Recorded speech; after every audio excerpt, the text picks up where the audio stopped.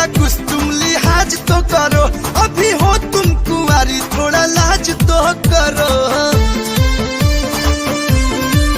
Mummy daddy का कुछ तुम लिहाज तो करो, अभी हो तुम कुंवारी थोड़ा लाज तो करो।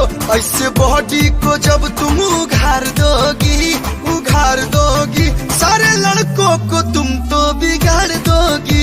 ऐसे बॉडी को जब तुम उघार दोगी सारे लड़कों को तुम तो बिगाड़ दोगी।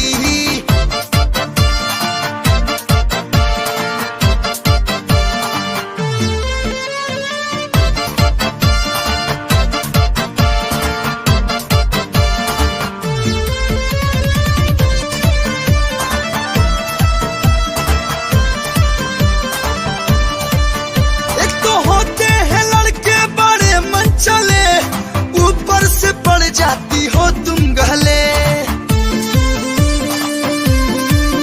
एक तो होते हैं लड़के बड़े मन चले, ऊपर से पड़ जाती हो तुम गले। जब पर्दा हया का उतार दोगी सारे लड़कों को तुम तो बिगाड़ दोगी। ऐसे बॉडी को जब तुम उघार दोगी सारे लड़कों को तुम तो बिगाड़ दोगी।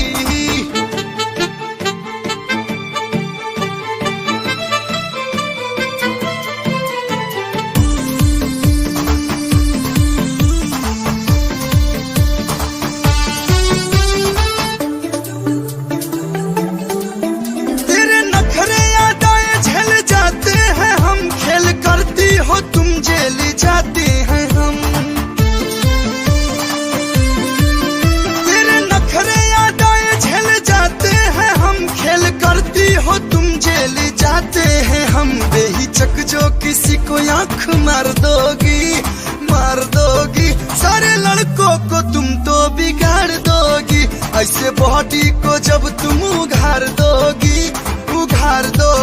सारे